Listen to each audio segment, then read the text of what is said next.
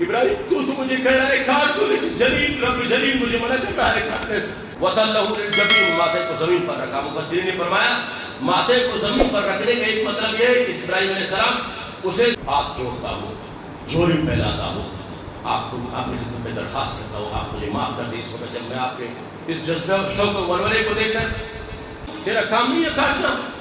چھری نے جواب دے دیا آگ کا کام تھا جلانا، لیکن جب تجھے نمرود نے جلا اور اس کو پالو اور اس کو گود پہ دے لو، اس کے ساتھ مانوسیت پیدا کرو۔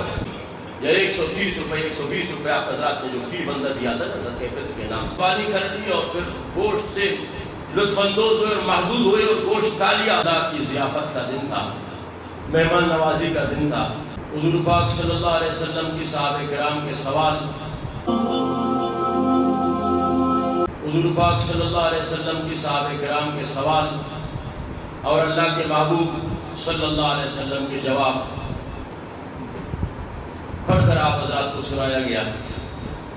اللہ رب العالمین سے دعا ہے پروردگار عالم اپنے فضل و احسان کے ساتھ مجھے اور آپ حضرات کو، سننے والوں کو، آنے والوں کو، سننے والیوں کو، اپنوں کو، پرائیوں کو، سب کو پروردگار عالم قرآن و سنت کے مطابق زندگی گزارنے اور قرآن و سنت پر عمل کرنے کی توفیق عطا فرمائے۔ جیسے عید الفطر کے موقع پر میں نے کہا تھا کہ وہ بھی اللہ کی ضیافت کا دن تھا، مہمان نوازی کا دن تھا۔ آج بھی رب العالمین کی ضیافت اور مہمان نوازی کا دن ہے۔ پروردگار ہمارا مہمان ہے، آج ہم ان کے میزبان، وہ ہمارا میزبان ہے، وہ ان کے مہمان ہیں۔ شریف میزبان کے پاس اگر کوئی مہمان چلا جائے نا، جتنی بڑی غلطی اس سے سرزد ہو، جتنی بڑی خطائیں ان سے سرزد ہو، شریف میزبان اس کی خطا اور غلطیوں کی طرف التفات نہیں کرتا، توجہ بھی نہیں کرتا، معاف کر دیتا ہے۔ بڑا کریم اور بہت مہربان ہے۔ رمضان مبارک کے اندر آپ حضرات نے اللہ کے فضل و کرم سے اپنی خطاؤں کو سب کو بخشوا دیا۔ عید کے دن بھی آپ نے اللہ رب العالمین کو راضی کر دیا۔ آج بھی اللہ کے فضل و کرم سے لاکھوں کے تعداد میں فرزندان اسلام اور مسلمان رضا الہی اور اس کی خوشنودی کے لیے خرچہ لے لے کر سنت ابراہیمی کو زندہ کر رہے ہیں۔ الحمدللہ یہ بڑی بات ہے۔ مسلمانوں کے اندر ابھی تک ایثار اور جذبے کا وہ شوق اور اللہ اور اس کے رسول کے ساتھ وہ محبت کا جذبہ ابھی تک موجود ہے۔ آپ حضرات کو تو پتہ ہے کہ شوال کے بلکہ ذی الحج کے 10ویں تاریخ کو عید الاضحیٰ کہا جاتا ہے۔ 10ویں تاریخ کو عید الاضحیٰ کہا جاتا ہے، بڑی عید۔ جیسے اللہ کے رسول صلی اللہ علیہ وسلم نے فرمایا اِنَّ لِكُلِّ قَوْمٍ عِيدٌ وَهَذَا عِيدُنَا، ہر قوم کے لیے تہوار اور خوشیوں کا دن ہوا کرتا تھا، اور یہ عیدین کا دن یہ ہمارے خوشی کا دن ہے۔ اور رب العالمین کی رحمت آج کے دن بڑی جوش میں، بہت جوش میں ہے کہ الحمدللہ امت مسلمہ اور مسلمان اللہ رب العالمین کے ایک بڑے حکم کی تعمیل کے لیے بڑے چاق و چوبند اور بڑے زبردست انداز میں اللہ کے حکم کی تعمیل کے لیے مسلمان کھڑے ہوئے ہیں اور الحمدللہ انتظار میں بیٹھے ہوئے ہیں۔ آپ کو پتہ ہے کہ یہ قربانی جو آپ حضرات کا عید ابراہیم علیہ السلام کی، ابراہیم خلیل اللہ کی یادگار ہے، یہ بڑی عید ہے، ابراہیم علیہ السلام کی یادگار ہے۔ اور قربانی کیا ہے؟ قربانی رضا الہی کے حصول کے لیے اسلام نے اور شریعت نے جو 8 جانوروں کی قربانی جو وضع کر دیا ہے اس کا نام قربانی، جو صاحب انصاف اور صاحب حیثیت پر واجب ہے یہ قربانی۔ جس کے پاس مال ہو اور دولت ہو تو اس کے پاس اس کے اوپر یہ قربانی واجب ہے، اس کے ذمہ پر۔ اور قربانی کے فضائل اور اس کے مسائل کے حوالے سے گزشتہ جمعے کو تفصیل کے ساتھ میں نے اپنے ساتھیوں کے خدمت میں چند باتیں عرض کی تھی۔ آج کی چونکہ اجتماعی ایک نشست ہے، اجتماعی طور پر چند چنے اور چھانٹے ہوئے چند اللہ کے رسول کے عجیب احادیث میں سے فضائل کے حوالے سے آپ کو دو باتیں عرض کروں گا. اس کے بعد پھر ابراہیم علیہ السلام کا ایثار اور جذبہ اور اسماعیل علیہ السلام کی اطاعت اور فرمانبرداری کے حوالے سے دو چار باتیں عرض کر کے آپ کا زیادہ وقت نہیں لوں گا اور بات ختم کر. حدیث شریف میں آتا ہے اللہ کے رسول صلی اللہ علیہ وسلم کا فرمان ہے نا کہ آپ حضرات یہ جو بھیڑ بکری اور بھینس اور گائے یہ ذبح کرتے ہیں نا ان کو معمولی نہ سمجھو. آپ یہ سمجھتے ہیں کہ جی بس ہم نے قربانی کر لی اور پھر گوشت سے لطف اندوز ہوئے اور محدود ہوئے اور گوشت کھا لیا بس قصہ ختم. ایسا نہیں. اللہ کے محبوب صلی اللہ علیہ وسلم کا فرمان سنا رہا. فرماتے ہیں مرد یا عورت، مالدار یا غریب جنہوں نے قربانی کی ہے، وہ قربانی کو آپ جب زمین پر لٹاتے ہیں نا، قربانی کے گلے کے اور زمین کے درمیان 1 فٹ کا فاصلہ ہوتا ہے، زیادہ تو نہیں ہوتا. جو ہی آپ چھری پہن لیتے ہیں قربانی کے جانور کے گلے پر، اس سے جو خون کا پہلا قطرہ نکلتا ہے، پہلا قطرہ ابھی تک زمین پر نہیں گرنے پاتا، اللہ تعالیٰ اس قربانی کرنے والے شخص کی پہلے مغفرت کر چکا ہو اور اس کے تمام گناہوں کو اللہ تعالیٰ معاف کر دیتا ہے اور اس کے قربانی کو بھی اپنے بارگاہ میں قبول فرما دیتے ہیں. دوسری حدیث میں اللہ کے رسول صلی اللہ علیہ وسلم کا فرمان ہے. عجیب بات بتا رہا ہوں.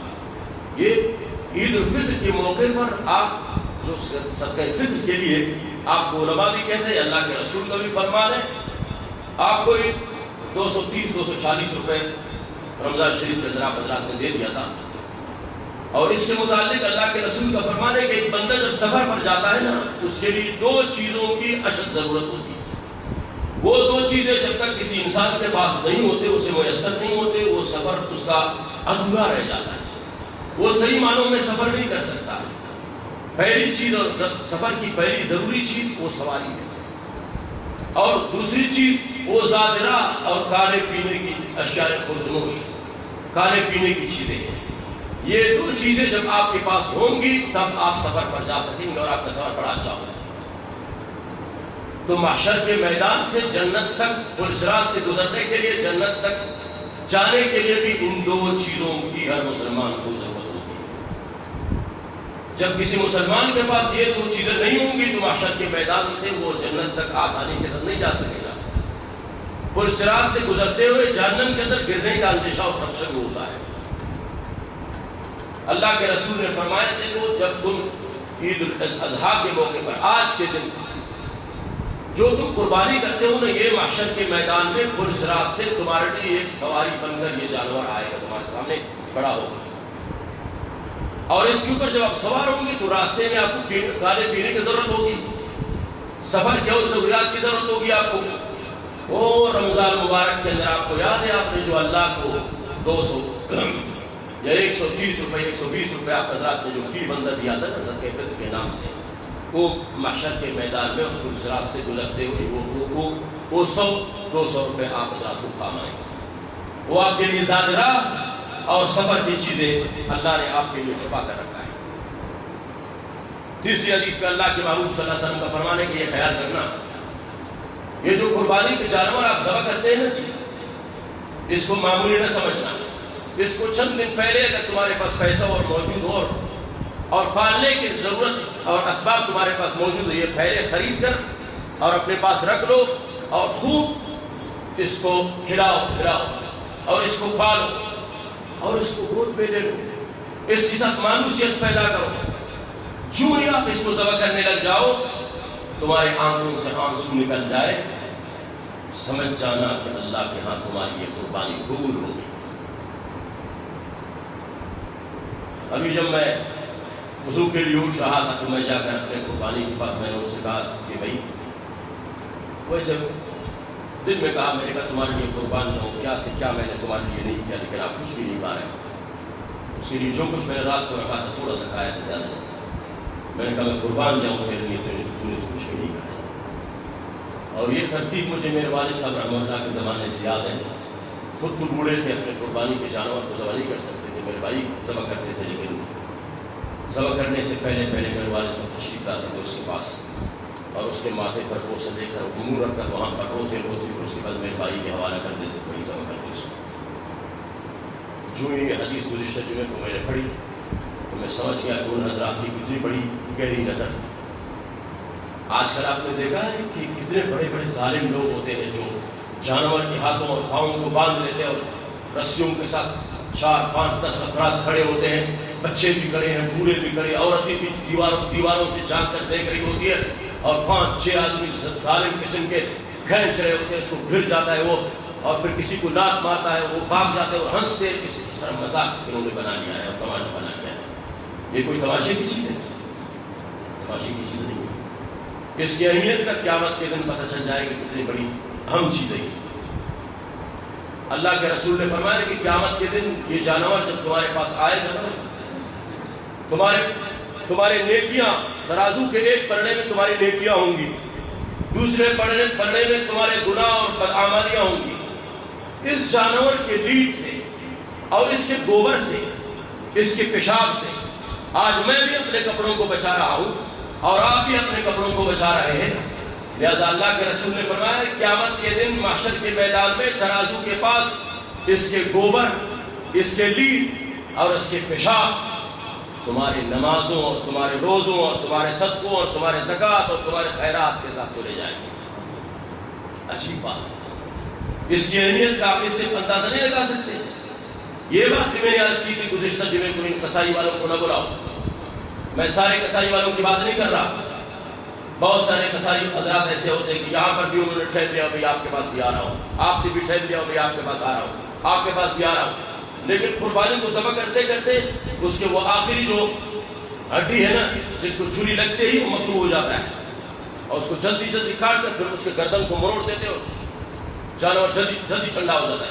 اور ایک ہم وقت اپنے چند چکوں کے وجہ سے تمہاری قربانی کو بھی خراب کرتے ہیں اور اس جانور کی منظور بھی کرتے ہیں. اس کو ذبح کرو, اس کو آرام کے ساتھ چھوڑ دو, اس کا خون مکمل طور پر نکل جائے, خود ٹھنڈا ہو جائے, اس کے بعد آرام کے ساتھ پیار سے محبت سے اس کی بات اتارو. یہ کوئی معمولی چیز نہیں ہے. اللہ کے رسول صلی اللہ علیہ وسلم سے صحابہ کرام نے پوچھا کہ ما هذه الاضاحی یا رسول اللہ, یہ قربانی کیا چیز ہے یا رسول اللہ؟ اللہ کے رسول نے فرمایا کہ سنت ابی ابراہیم علیہ السلام, یہ تمہارے باپ ابراہیم علیہ السلام کی یاد ہے اور اس کی سنتیں ہیں. اس سنت کو رب العالمین نے آج تک زندہ رکھا ہوا ہے. محمد مصطفیٰ سے لے کر قیامت تک اللہ اس قربانی کو زندہ رکھے گا. اس لیے ابراہیم خلیل اللہ نے اور اسماعیل ذبیح اللہ نے پیار و محبت کا, شوق اور جذبے کا جو ایک معیار قائم کر کے نکال دیا دنیا کو. ہمیں بھی ان جانوروں کے ساتھ حسن سلوک کرنا چاہیے, زیادتی نہیں کرنی چاہیے. پھر صحابہ کرام نے عرض کیا فما لنا فیہا یا رسول اللہ, یا رسول اللہ ہمارے لیے کیا ہے یہ قربانی؟ تو ابراہیم علیہ السلام کی سنتیں پر ہمارے لیے کیا ہے؟ اللہ کے رسول نے اس کے بعد پھر یہ حدیث بیان فرمائی, یہ ارشاد فرمایا کہ اس کے ایک ایک بال کے بدلے میں اللہ تمہارے نام اعمال کے اندر ایک نیکی لکھوا دے گا. کس نے اپنے پیڑ یا اپنے مینڈے اور اپنے دمبے اور اپنے بکری کے بالوں کو گن لیا ہے؟ کوئی گن سکتا ہے؟ میں اپنے ہاتھ کے ان بالوں کو نہیں گن سکتا. کون اپنے پیڑ بکریوں کے بالوں کو گن سکتا ہے؟ اتنی نیکی کون کر سکتا ہے بھلا؟ مفت میں اللہ تبارک تعالیٰ ایک جانور کے جسم پر جتنے بال ہوتے ہیں. صحابہ کرام کے سوال کے جواب میں میرے آقا نے فرمایا رب العالمین تمہیں اتنی بڑی, اتنے زیادہ نیکیاں تمہارے نام اعمال کے اندر لکھوا دیں گے. ابراہیم علیہ السلام کا خاندان وہ خاندان ہے جس کے اوپر بڑی کڑی آزمائشیں آئی, بڑی ابتلا اور امتحان آئے. پہلے تو 86 سال کی عمر تک آپ کے ہاں آپ اولاد کی نعمت سے آپ اور آپ کی بیوی حضرت سارہ علیہ السلام جو حضرت ابراہیم علیہ السلام کی چچا کی بیٹی تھی وہ اولاد سے محروم رہے. اس کے بعد حضرت سارہ نے کہا تھا کہ یار ابراہیم آپ حضرت ہاجرہ سے نکاح کر لیں, شاید رب العالمین اس کے بدن سے آپ کو بیٹا عطا فرما دے. ابراہیم علیہ السلام نے حضرت ہاجرہ علیہ السلام سے نکاح کر لیا. اس وقت آپ کی عمر کوئی 87-88 سال کی عمر میں اللہ رب العالمین نے فوراً اسماعیل جیسا پھول جیسا خوبصورت نبی بیٹا عطا فرما دیا. پہلی آزمائش تو یہ تھی کہ پہلے اولاد نہیں ہوئی, جب اولاد ہوئی تو اس کے بعد پھر اللہ رب العالمین نے چند سالوں کے بعد ابراہیم علیہ السلام نے انگلی، جب چھوٹا تھا ماں کے گود میں تھے ابراہیم اسماعیل علیہ السلام، اللہ نے ابراہیم سے کہا کہ ابراہیم یہ جبریل آ کر میرا پیغام آپ کو پہنچانے والا ہے۔ جبریل آ گئے، ابراہیم علیہ السلام نے عرض کیا میرے آقا نے، میرے رب نے کیا حکم فرمایا ہے؟ جبریل علیہ السلام نے عرض کیا ابراہیم تیرے رب نے کہا ہے کہ آپ اور آپ کی بیوی ہاجرہ اور آپ کا یہ پھول جیسا بیٹا اسماعیل جو ابھی پیدا ہوئے نئے ماں کی گود میں، اس کو لے کر کسی بے آب گیا جنگل اور میدان کے اندر چھوڑا۔ ابراہیم خلیل اللہ نے کہا کہ جبریل کہاں چھوڑ کے آ جاؤ؟ جبریل نے کہا وہ ہم بتا دیں گے۔ یہ تو گزشتہ عید کو مجھے یاد ہے میں نے یہاں تک سنایا تھا، اب آج وہ سبق کرنے کا وہ واقعہ سنا رہا ہوں، ختم کرتا ہوں۔ جبریل علیہ السلام انسانی شکل میں اونٹ کے اوپر سوار، ابراہیم کی سواری پیچھے، ہاجرہ علیہ السلام صلی اللہ علیہ اور اسماعیل بیٹا گود میں، ابراہیم آگے، جبریل کی سواری اونٹنی آگے آگے، چلتے چلتے چلتے 1 مہینے کا سفر طے کرتے مکہ مکرمہ کے بے آب گیا میدان میں، وہاں پر نہ زمزم تھا نہ بیت اللہ، کچھ نہیں، سنگلا نوکیلے پتھریلی زمین تھی، کچھ بھی نہیں۔ جبریل نے کہا ابراہیم تیرے رب نے کہا ہے اپنے بچوں کو یہاں چھوڑ کے چلے جاؤ۔ اگر ہم ہوتے تو ہم کہتے جبریل یار اتنا ظلم تو نہ کرو نا یار، اس بے آب گیا میدان میں اس معصوم پھول جیسے بچے کو کہاں چھوڑ سکتا ہوں، اور اس جسمانی فائدہ کو حضرت ہاجرہ کو میں کہاں چھوڑ سکتا ہوں، میں کیسے چھوڑ دوں، میں قربان جاؤں اس کی مرضی اور منشا پر، وہ کیسا حکم کر رہا ہے؟ نہیں جی، تبھی تو ابراہیم کو میرے رب نے خلیل اللہ کہا ہے۔ اس نے آمنا وسلمنا، میرے پروردگار جو کچھ تو کہہ رہا ہے مجھے قبول ہے، ٹھیک ہے جبریل چھوڑ کے چلا جاتا ہوں۔ مشکیزے میں جو پانی اور ستو کھجور جتنے چیزیں تھیں وہ چھوڑ کر ابراہیم علیہ السلام نے پھر جبریل گئے، ابراہیم علیہ السلام کے اونٹ پر سوار ہو کر پھر چلنے لگے۔ حضرت ہاجرہ نے جب دیکھا کہ کئی فٹ دور چلے گئے، ابراہیم کو بولنے کی بھی اجازت نہیں تھی کہ آپ بولو گی نہیں۔ حضرت ہاجرہ علیہ السلام نے بچے کو رکھا اسماعیل کو زمین پر، اور اسماعیل ابراہیم علیہ السلام کے پیچھے بھاگتی ہوئی دوڑ رہی ہے۔ ابراہیم یہ کیا کر رہے ہیں؟ یہ ہم یہاں کس کے آسرے پر چھوڑ کے جا رہے ہیں؟ ابراہیم کو چونکہ بولنے کی اجازت نہیں تھی علیہ السلام۔ آخر میں ہاجرہ کی زبان سے خود یہ بات نکلی، ابراہیم کیا یہ اللہ کا حکم ہے؟ اللہ امرک، اللہ نے آپ کو یہ حکم دے دیا ہے کہ میں یہاں چھوڑ کے چلے جاؤں؟ ابراہیم علیہ السلام کو زبان سے بولنے کی اجازت نہیں تھی، زبان سر ہلا کر کہا ہاں مجھے اللہ کا حکم ہے کہ میں تمہیں یہاں چھوڑ کے چلا جاؤں۔ وہ ہاجرہ تھی نا، ہماری اور آپ کی مائیں اور ہماری اور آپ کی بہنیں اور ہماری اور آپ کی بیویوں کی طرح نہیں تھی۔ فرمایا کہ اذن لن یضیعنا اللہ، مجھے اللہ کے ذات پر بھروسہ و یقین ہے کہ وہ ہمیں ضائع نہیں کرنے گا، چلا جا، تیرا اللہ وارث ہے، میرے اور میرے پھول جیسے بچے کا بھی اللہ وارث ہے، تو چلا جا۔ پھر آ گئی یہاں، اللہ اکبر، رات کے سناٹے میں اور ان تاریکیوں میں اور اس اندھیرے میں ہر طرف پہاڑ ہی پہاڑ، دور تک آدم، نہ ابن آدم کا کوئی تصور، نہ پانی نہ کھانا کچھ بھی، نہ مرد کچھ بھی نہیں۔ میں قربان جاؤں ہاجرہ کی اس جرأت پر، کیسے اس نے برداشت کر لیا، کیسے اس نے صبر کر لیا۔ یوں ہی قربانی دی جاتی ہے اللہ کے لیے۔ ہم مسجد میں نماز پڑھنے کے لیے قربانی نہ دے سکے، ہم اپنے ماں باپ کو فرمان برداری کے لیے قربانی نہ دے سکے، ماں باپ کو راضی کرنے کے لیے قربانی نہ دے سکے، ہم اپنے امام مسجد کی خیر خواہی اور ہمدردی اور ان کی خیالداری کے لیے قربانی نہ دے سکے، ہم گناہوں کو چھوڑنے کی قربانی نہ دے سکے، ہم ڈنڈی مارنے سے، جھوٹ سے، فریب سے، فراڈ سے، دھوکے سے، ان چیزوں کو چھوڑنے کی قربانی نہ دے سکے۔ یہ واقعات کیوں بیان کیے جا رہے ہیں؟ اس لیے کہ ان کی بھی 2 آنکھیں اور ان کے بھی کان اور ان کے 2 ہاتھ اور ان کے بھی 2 پاؤں، ہم جیسے وہ بھی انسان تھے، وہ کوئی فرشتے نہیں تھے نہ کوئی جن بھوت تھے، وہ بھی انسان تھے، لیکن ہم نے بھی ایسی قربانی دے دی، چھوڑ کے چلے گئے۔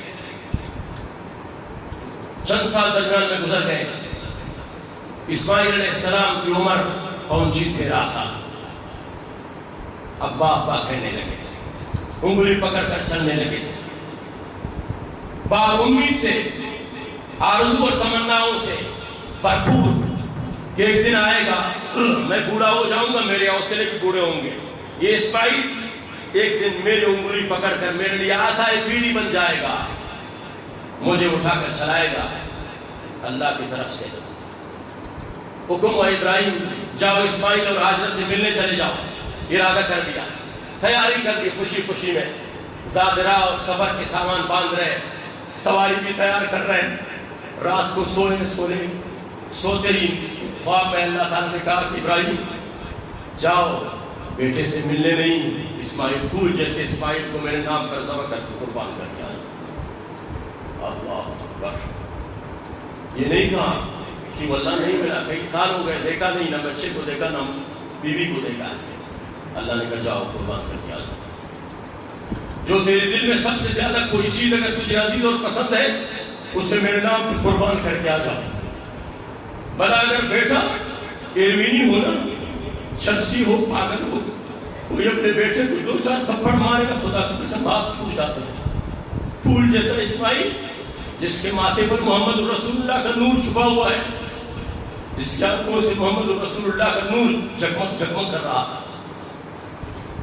ابراہیم علیہ السلام کے حوصلے بلند ہو گئے، مزید تیزی کے ساتھ سواری تیار کرتے کرتے 1 مہینے کا سفر طے کرتے کرتے میں سوچ رہا تھا میں قربان جاؤں ابراہیم تیری جرت پر، یہ 1 مہینے کا سفر تو نے کیسے کاٹا تھا؟ راستے کے اندر پتہ نہیں کیا کیا سوچا ہوگا۔ چھت آتے ہی ایسے پریشان ہاجرہ کو خوش آمد کہا علیہ صلی اللہ علیہ وسلم، اسماعیل کو تھوڑی دیر کے لیے گود میں لے لیا اور بوسہ دیا، اور پھر ہاجرہ نے کہا پانی، پھر خیر پانی کا خیر ہے، بچے کو تیار کر لو۔ پہلے سے تیز دھاری دار چھری کو جبے کے اندر چھپا لیا، ایک بڑی رسی بھی اٹھائی تھی، ہاجرہ سے چھپا لیا تھا۔ ماں کی ممتا ہے نا، ماں کو اب جب دے، ماں کی کیا احساسات ہوتے بچے کے لیے۔ میری ماں بہت کمزور ہو گئی تھی، ضعیف ہو گئی تھی، نماز پڑھنا نہیں جانتی تھی، بولنا بھی نہیں جانتی تھی۔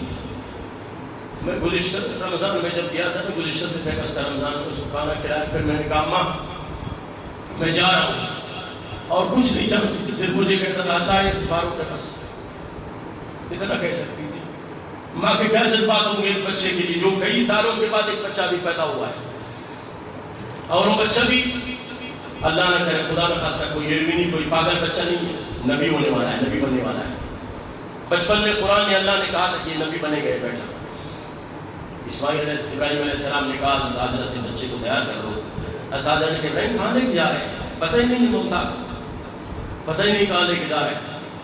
ابراہیم علیہ السلام نے فرمایا کہ دوست کی دعوت پہ لے جا رہا ہوں۔ یہ جھوٹ اس لیے نہیں ہے کہ اللہ نے ابراہیم کو اپنا دوست بتایا تھا، خلیل بتایا تھا نا، تو ابراہیم نے کہا کہ میں اپنے دوست کی دعوت پہ لے جا رہا ہوں، اس لیے اللہ کی دعوت پر اللہ نے بلایا تھا نا اسماعیل کہ ذبح کر کے سو۔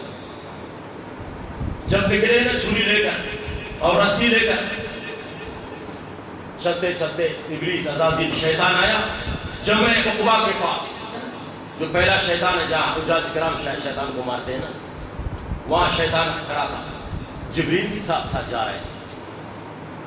ابراہیم علیہ السلام نے دیکھا شیطان کو، دل میں خیال ہے جنگل میں یہ کون ہے؟ جبریل نے کہا ابراہیم یہ عزازیل شیطان کھڑا ہوا ہے تجھے بہکانے کے لیے، تیرے حوصلوں کو، تیرے جذبات کو مجروح کرنے کے لیے۔ شیطان جب قریب آیا انہوں نے کہا ابراہیم بیٹے کو کہاں لے کے جا رہے ہیں؟ یہ کئی راتوں کی جو آپ کی تمنائیں تھی اللہ کی بارگاہ میں، جو امیدیں تھی اللہ کی بارگاہ میں، جو آئے سحرگاہی تھی اللہ کے بارگاہ میں، تو چیختا تھا چلاتا تھا یا اللہ بیٹھا دے یا اللہ بیٹھا دے، اللہ نے ایک پھول جیسا بیٹا عطا فرما دیا، یہ کہاں لے کے جا رہے ہیں؟ ابراہیم نے کہا اللہ کا حکم ہے اسے ذبح کر دیا جاؤ، میں اس کو ذبح کرنے میں جا رہا ہوں۔ ابلیس شیطان نے کہا ابراہیم اللہ کو راضی کرنے کے اور بھی طریقے ہوتے ہیں، کسی دوسرے طریقے سے اللہ کو راضی کر دو، یہ بچا لو بچے کو۔ ابراہیم علیہ السلام نے کنکر اٹھایا، تہ مارا، دفع ہو جائے یہاں سے، اللہ کے حکم پر ایک نہیں 1000 اسماعیل قربان جائے۔ چلتے چلتے پھر دوبارہ جمع وسطیٰ جس کو کہتے ہیں درمیانی شیطان، وہاں پر شیطان نے پھر حملہ کر دیا، پھر یہی جواب۔ یہاں سے جب آخری جمرہ اولا جس کو کہتے ہیں وہاں پر جب پہنچے پھر شیطان آیا، پھر اس پر ابراہیم علیہ السلام نے پتھر مارا۔ اب شیطان بیٹھ کر اپنے سر پر مٹی ڈالنے لگا، جیسے کل عرفات کا میدان تھا۔ حدیث میں آتا ہے اللہ کے رسول نے فرمایا کہ شیطان کو سب سے زیادہ تکلیف ہوگی عرفات کے میدان میں، اس کی تکلیف ہوگی، وہ اپنے سر پر مٹی ڈال رہا ہوگا۔ حجاج کرام کے اس حالت کو دیکھ کر وہاں کے تمام لوگوں کے اللہ مغفرت اور بخشش کر دیں گے، اس وجہ سے شیطان کو تکلیف ہوگی۔ اس عیار کم وقت بدماش، اس کو پھر اور بات اس کے ذہن میں آ گئی، اس نے کہا یہ تو ابراہیم تھا، اس کا دل تو سخت تھا، چلو ممتا کے پاس جا کر اس کے جذبات بڑے نرم ہوتے ہیں، ہاجرہ کے پاس جاؤں گا، ہاجرہ کو جب بتا دوں گا تو ہاجرہ بھاگتی ہوئی دوڑتی بھی آ کر اسماعیل ابراہیم کے ہاتھ روک دیں گے۔ ہاجرہ کے پاس جب گئے ہم نے کہا اپنے آپ کو عورت کی شکل میں بنا کر برقع پہن کر مصنوعی طور پر کم بخت لائن، کہا ہاجرہ یہ آپ کا بیٹا کدھر ہے؟ اس نے کہا اس کا باپ اسے لے کر کسی دوست کی دعوت پر لے کر گئے۔ اس نے کہا خدا کے بندے اس کو دوست کی دعوت پر نہیں لے کر گئے، اس کو ذبح کرنے کے لیے جا رہے ہیں۔ حضرت ہاجرہ نے کہا دفعہ ہو جا، چپ ہو جا، سوچ کی بات کر، سمجھ کی بات کر، بھلا کوئی باپ اپنے بیٹے کو ذبح کر سکتا ہے؟ اس نے اچانک شیطان کے منہ سے نکلا، اس نے کہا نہیں، وہ اس کو اللہ کا حکم سمجھتا ہے۔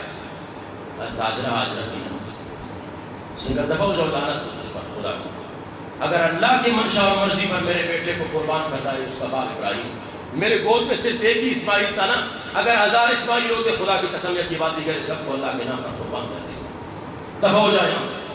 مایوس ہو گئے ابراہیم علیہ السلام وہاں پہنچے اسماعیل کو لے کر، اسماعیل علیہ السلام کو سامنے کھڑا کر دیا، منا کی وادی ہے اور فولاد جیسے بڑے بڑے سنگلاخ کالے پہاڑ ہیں، آس پاس کچھ نہیں، 94 سال کا بوڑھا جس کے ہاتھ بھی کام رہے تھے، چھری نکالی بغل سے، رسی نکالی اس طرف سے، اسماعیل پول جیسے اسماعیل کو سامنے کرا کر کے کہتا ہے بیٹا، ٹھوڑی کو لے کر کہتا ہے بیٹا انی ارا فی المنام انی اذبحک فانظر ماذا تری، میرے بیٹے مجھے اللہ کی طرف سے حکم ملا ہے کہ جا اپنے بیٹے اسماعیل کو میرے نام پر قربان کر دے۔ میرے بیٹا تیری کیا رائے ہے، تو کیا کہتا ہے؟ واہ، میں قربان جاؤں اسماعیل، تو ابراہیم کے بیٹے تھے نا، اگر ہمارے بیٹے ہوتے تو کہتے بابا خواب تو دیکھو اور سب مجھے کرے، یہ کیسے، یہ نہیں ہو سکتا، نہیں میں جاؤں گا، میں اپنے ماں کو بتا دوں گا، میں کروں گا، ایسے نہیں۔ اس نے کہا یا ابت افعل ما تؤمر، اگر خاموش رہتے نا تب بھی کوئی بات نہیں، السکوت من الرضا فقہ کا اصول ہے نا، خاموش رہتے تو ہم کہتے تب بھی چلو اجازت دے دی اس نے، خاموش نہیں رہے، یا اگر کہتے تھے چلو بابا جس طرح آپ نے خواب میں دیکھا ہے خیر ہے، کر لے تو جو کچھ کرنا ہے، نہیں یا ابت افعل، قرآن کریم کے اندر واو کے فاصلے کو ہٹا کر یا ابت افعل کہا، بابا یہ ذبح کرنا یہ تو بہت آسان کام ہے، اس سے بڑھ کر جو اللہ نے آپ کو حکم کر دیا ہے وہ بھی کر گزرو، وہ کوئی مسئلہ نہیں ہے میرے لیے۔ ابراہیم علیہ السلام نے اللہ کا شکر ادا کر دیا، پھر اسماعیل علیہ السلام نے کہا ماں پھر 3 نصیحتیں یا 3 وصیتیں آپ کے خدمت عرض کروں گا، کیا ہے بیٹا؟ پہلی بات یہ ہے کہ مجھے یہاں زمین میں دفن کر دینا، مجھے میری ماں کے پاس چلے جانا، میری ماں کی ممتا کو بڑی دکھ ہوگی، بڑا دکھ ہوگا، اور میرے کرتا اتار کر میری اماں کو دے دینا، میرے کرتے کو دے کر میری ماں تسلی پا لے گی، تسلی پکڑ لے گی۔ تیسری وصیت، جب مجھے ذبح کرنے لگ جاؤ اب بابا میرے ہاتھ پاؤں کو باندھ کر مجھے الٹا زمین پر لٹا۔ باپ نے اس کی وجہ پوچھی، الٹا کیوں لٹا دیا؟ کہ بابا اس لیے کہ آپ میرے ماتھے پر جو نور نبوت چمک رہا ہے اس کو دیکھ کر رب العالمین کے تعمیل حکم کے اندر کوئی تاخیر نہ ہو جائے، کوئی تاخیر نہ ہو جائے، ایسا نہ ہو کہ تیرے ہاتھ کام جائے اللہ کے حکم میں تاخیر ہو جائے۔ ہم اپنی زندگیوں کو بھی دیکھیں اور اس معصوم بچے کے رد عمل اور اس کی مرضی کو بھی دیکھیں۔ یہاں پر یا اس واقعے سے یہ بھی سبق ملتا ہے کہ ماں باپ بیٹے کے درمیان کتنی محبت تھی، کتنا شوق اور کتنا جذبہ تھا ایثار اور قربانی کے لیے۔ اگر آج کی مجلس میں کوئی بھی شخص، کوئی بھی مرد کوئی بھی عورت، اس کے ماں باپ اگر اس سے ناراض ہے، سمجھ لو میری بات، کان کے پردے کھول کر سن لو میری بات، اگر تمہارے بوڑھے باپ اور تمہاری بوڑھی مائیں تم سے ناراض ہیں، تمہاری یہ قربانی خدا کی قسم قیامت کے تمہارے منہ پہ مار دی جائے گی۔ کوئی اس کی وقت اور حیثیت نہیں ہوگی اللہ کی نظر میں۔ جاؤ اپنے بوڑھی ماں اور بوڑھے باپ کو راضی کر کے آ جاؤ، پھر تمہاری قربانی اللہ کے بارگاہ میں قبول ہوگی۔ ابراہیم علیہ السلام نے 94 سال کا بوڑھا ایک معصوم بچے کو لٹایا ہوا ہے اور ہاتھوں کو باندھا پیچھے، پھر پاؤں کو باندھا، قمیص اتار دی، اس کے بعد پھر زمین پر لٹا دیا اور چھری کو یوں توڑا، تیز کرنے لگے۔ واہ! میں سوچ رہا تھا کہ اس وقت خدا کی قسم یہ مینا کے پہاڑ بھی کام پر اور تھر تھر کر کام رہے ہوتے اور آپ چشم فرق بھی حیران ہو کر دیکھ رہے ہوتے اور اس وقت دور گرمان اور آسمان کے فرشتے بھی رو کر دیکھ رہے ہوتے ہیں۔ یا اللہ یہ کیا قیامت چھوٹ رہی ہے، یا اللہ یہ کیا ہو رہا ہے؟ 94 سال کا بوڑھا اپنے لال بچے کو ذبح کر رہا ہے، یا اللہ یہ کیا ہو رہا ہے؟ میرے پروردگار نے کہا اس کو چپ، تم نے کہا تھا کہ اس آدم کو اور انسان کو پیدا مت کرو زمین کے اندر، یہ قربانی کون دے سکتا ہے؟ تک آج کی دن کے لیے میں نے اپنے حضرت انسان کو پیدا کیا تھا، ہاتھ پاؤں باندھے ہوئے۔ فلما اسلما، جب دونوں راضی ہو گئے خوشی کے ساتھ، ابراہیم اسماعیل لیٹ گئے خود، وَتَلَّهُ لِلْجَبِينِ، ماتھے کو زمین پر رکھا۔ مفسرین نے فرمایا ماتھے کو زمین پر رکھنے کا ایک مطلب یہ ہے کہ ابراہیم علیہ السلام اسے گدی سے ذبح کرنے کا ارادہ کر لیا تھا کہ میں اس آپ کے ماتھے کو نہیں دے سکتا۔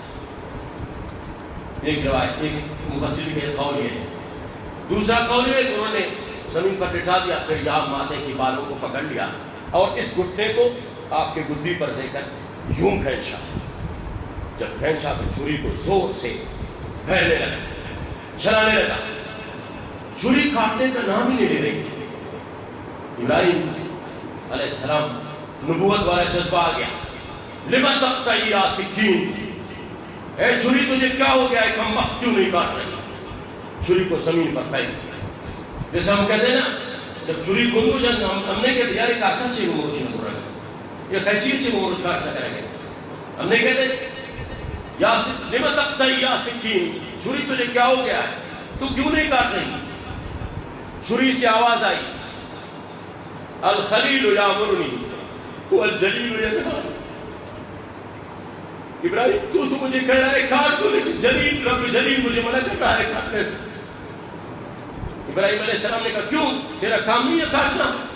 چھری نے جواب دے دیا، آگ کا کام تھا جلانا، لیکن جب تجھے نمرود نے جلا دیا تھا تو آگ نے تجھے جلایا تھا؟ ابراہیم علیہ السلام کو منطقی جواب دے دیا۔ ابراہیم علیہ السلام نے پھر چھری اٹھائی اور زور سے پھر چلانا شروع کر دیا۔ چلاتے چلاتے چلاتے جب دیکھا کہ خون کا فوارہ پھوٹا، اب ذبح ہو گیا، خون کا نکلنا شروع ہو گیا۔ ابراہیم علیہ السلام نے ابراہیم علیہ السلام کی آنکھوں پر بھی پٹی تھی نا، اس لیے کہ اسماعیل علیہ السلام نے کہا تھا کہ آنکھوں پر بھی پٹی ڈال، کہیں ایسا نہ ہو کہ میری شفقت کے پسری اور شفقت کے پدری رب العالمین کے امر اور حکم کے درمیان حائل نہ ہو جائے۔ یہ جب کہہ دیا نا، جب خون کا نکلنا شروع ہو گیا تو ابراہیم علیہ السلام جب آنکھوں سے پٹی اٹھائی، کیا دیکھ رہا؟ اللہ اکبر، سامنے مینڈا پڑا ہوا ہے، ذبح ہوا پڑا ہے، اسماعیل ساتھ کھڑے ہیں۔ ابراہیم علیہ السلام نے جب اسماعیل کو کھڑا دیکھا اور مسکرا کے اس نے ابراہیم علیہ السلام نے بے ساختہ کہا اللہ اکبر اللہ اکبر۔ اسماعیل علیہ السلام بول لا الہ الا اللہ واللہ اکبر۔ جبریل بھی کھڑے تھے جس نے جنت سے مینڈا لے کر آئے، سفید کلر کا بڑا موٹا مینڈا، اس کو لایا تھا۔ جبریل نے کہا واللہ اکبر لا الہ الا اللہ واللہ اکبر اللہ اکبر وللہ الحمد، یہ جبریل علیہ السلام نے کہا۔ ابھی ہم عیدگاہ آتے ہیں جاتے ہیں، آتے ہوئے بھی جاتے ہوئے ہم یہ کہتے ہیں نا اللہ اکبر لا الہ الا اللہ واللہ اکبر اللہ اکبر وللہ الحمد۔ یہ وہی ابراہیم اسماعیل جبریل کی باتیں جو اللہ نے آج تک ان کو باقی رکھا ہوا ہے۔ میرے عزیزوں، یوں اللہ کے لیے قربانی دی جاتی ہے، اس طرح اللہ کے لیے قربانی دے دیں، اور اس طرح کی قربانی آج تک اسلام نے ہم سے نہیں مانگی، نہ علماء نے قربانی ایسی مانگی ہے، نہ ہم نے کہا جہاد کے میدان میں جا کے کٹ مارو، یہ نہیں کہا۔ صرف یہ کہتے ہیں اپنے ائمہ کی قدر کرو، علماء کی قدر کرو، مساجد کو آباد کر لو، نماز کے ذریعے سے، جماعت کے ذریعے سے نماز کو کبھی بھی نہ چھوڑو، اپنے والدین کو راضی کر دو، جب بھی اللہ قربانی مانگے قربانی دینے کے اندر کوئی بھی کمی نہ کرے۔ اللہ تبارک تعالیٰ اپنے فضل احسان و کرم کے ساتھ مجھے اور آپ حضرات کو یہاں ہمارا آنا اللہ اپنے بارگاہ میں قبول فرمائے۔ جو کچھ میں نے بتا دیا اللہ مجھے ریاکاری سے، اللہ ان باتوں پر مجھے اور آپ حضرات کو سب کو عمل کرنے کی توفیق عطا فرما دے۔